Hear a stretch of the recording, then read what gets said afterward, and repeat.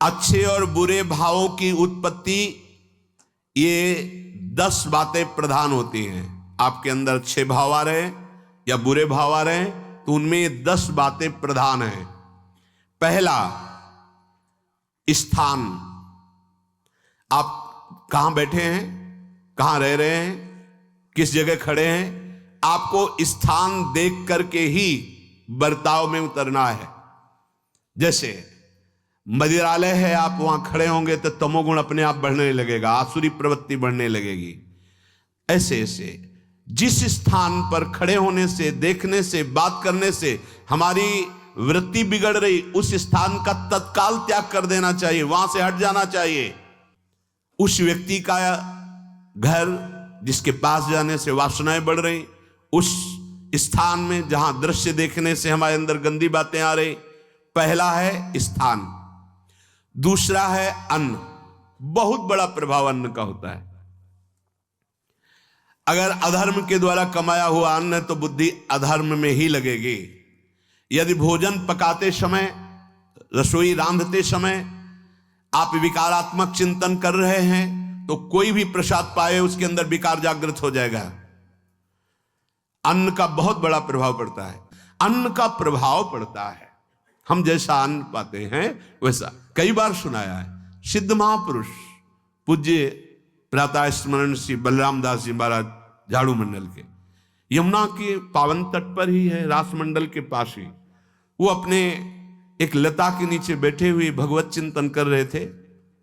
अचानक यमुना जिस नजदीक है तो कोई माई स्नान किए हुए निकली तो नेत्रों ने देखा और विकार उत्पन्न हो गया। वयोवृद्ध सिद्ध महापुरुष, उन्होंने कहा अब तो इस शरीर को नष्ट कर दूंगा। शिष्यों ने कहा महाराज ऐसा क्यों? बोले किसी माता के शरीर को देखकर हमारे अंदर विकार क्यों आ गया? ऐसा नहीं, आज तक कभी नहीं हुआ, ऐसा क्यों हुआ?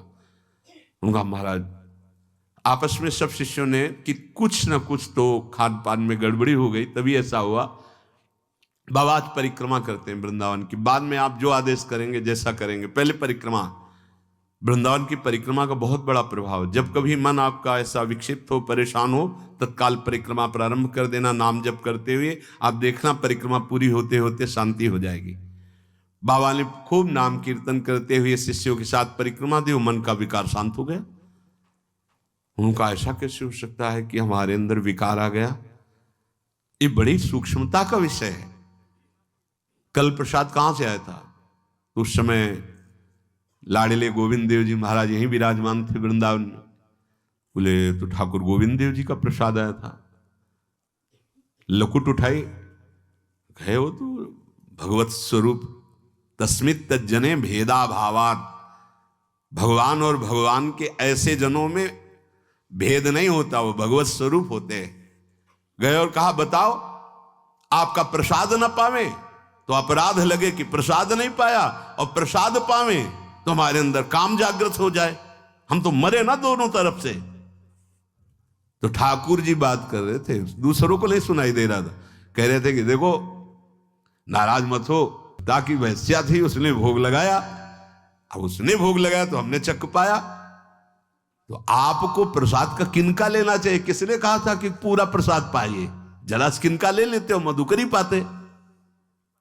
हाँ ये बात आपकी मान। तो हमारा तो पूरा विश्व है, कोई भी भोग लगाएगा हम तो पाएंगे। और हमारे प्रसाद की निष्ठा आप सबके हृदय में, तो किनका लीजिए, पूरा मत पाइए। सोचिए, भगवद अर्पित प्रसाद और वृत्ति, भगवान ने आदेश किया किनका पाओ, माधुकरी मांग के खाओ।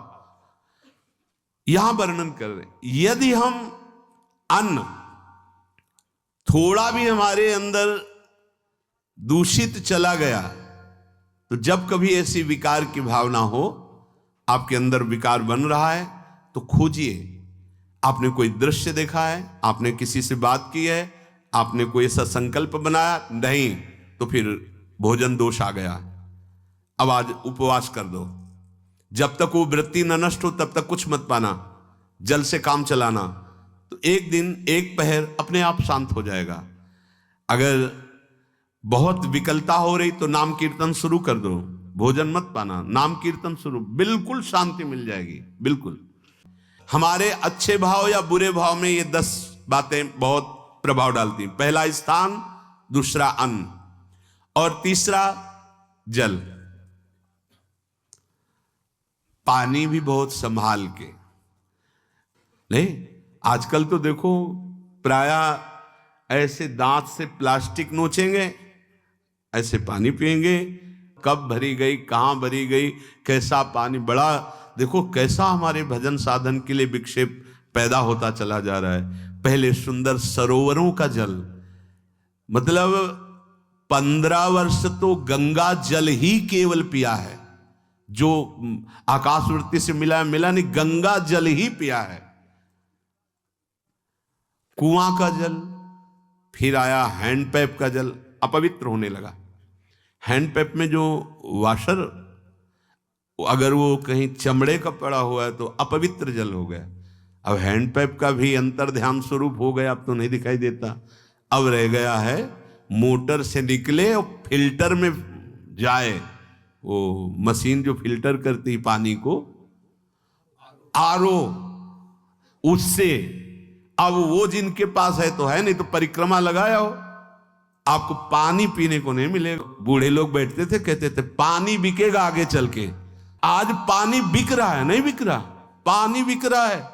हमें लगता है सबको ही पैसे से ही पानी है। वो बोतलें नीली नीली नहीं, इतनी बड़ी बड़ी बिकती, उन्हीं से पानी पिया जा रहा है।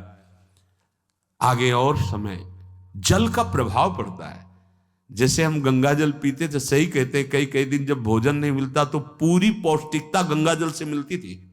गंगा माता के जल से ऐसा लगता था मानो हम परम पावन अमृत पान कर रहे हैं, सारी पौष्टिकता मिलती थी।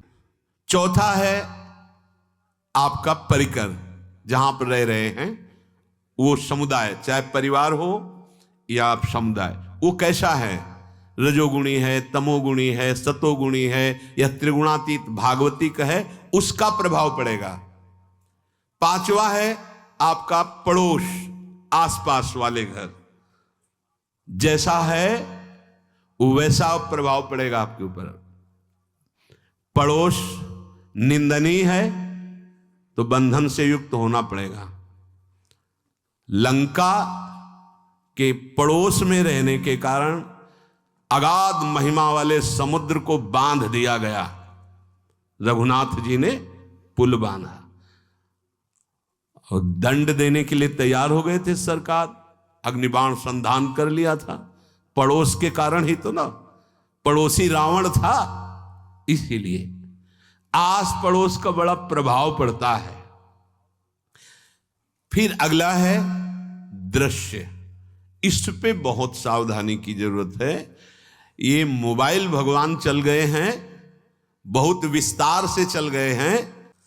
दृश्य से बचो, बच्चों, जवानों, बूढ़ों, सबकी वृत्ति जो माया आकर्षित करती, जो दृश्य हम देखने के लिए अंदर से उल्लसित है, वो मोबाइल में सब है, चाहे भागवतिक और चाहे सांसारिक। तो भाई देख लो, गुण दोष में संसार है। अगर आप दोष ग्रहण करना चाहते हो तो दोष ले लो, गुण तो गुण। बहुत बहुत खतरनाक विषय है हो तो छोटा मोबाइल रखे तो अच्छा रहता है। तो इसलिए ये एक ऐसा कलयुग भगवान ने रचा है कि बचा पाना बड़ा मुश्किल है। इससे वृत्ति को बचाओ, जो बचा ले गया वो आगे साधना कर सकता है। बहुत सावधान बच्चों। हमें लगता है यदि आपका मन चंचल हो, आपके शासन में ना हो, तो स्क्रीन वाला मोबाइल वो अपने माता पिता को दे देना चाहिए। और हम कहते हैं रखो, छोटा वाला रखो, कभी कोई आपत्ति विपत्ति या सूचना देनी हो, बढ़िया काम करता है। जरूरी नहीं है इतना बड़ा लेके चलना। हाँ, अगर आपको बहुत राजकीय विभाग के कार्य हैं तो बात अलग है कि कौन सी सामान कहाँ कैसे, तो वहां से वीडियो भेज रहा है, वो चेक कर रहा है, यस हाँ ठीक है अब चलाओ। अपने को क्या काम है? सत्संग अगर सुनना है तो सत्संग सुनने के अलग यंत्र आते हैं, चला दो उसमें, वो इतनी बड़ी लगती है, उसमें चिप, पेन ड्राइव ऐसे लगा दो और सत्संग सुनो। जरूरी वो दृश्य वाला रखो।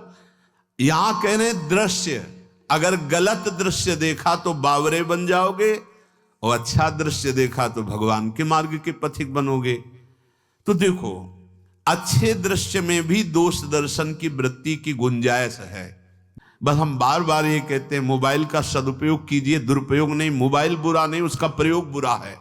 दृश्य और साहित्य वैसे ही मनोवृत्तियां फिसलने वाली हैं, और जब ये आ गया कि फिसलाने में कितना लाभ है तो ऐसा कोई साहित्य और आलोचना, ऐसी कोई वार्ता ना करे जिससे हमारे अंदर गंदे भाव आवे।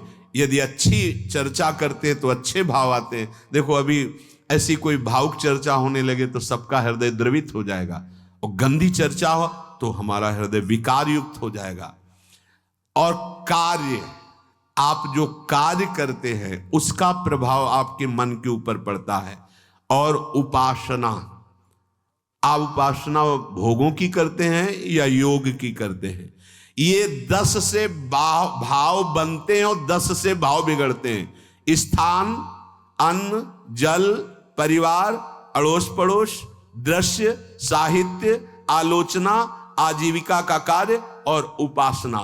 यदि ये भागवतिक हुए तो आपके अंदर भगवत भाव बढ़ेगा, और यदि ये रजोगुणी तमोगुणी हुए तो आपके अंदर आसुरी भाव बढ़ेगा। इन 10 से सावधानी पूर्वक व्यवहार होना चाहिए।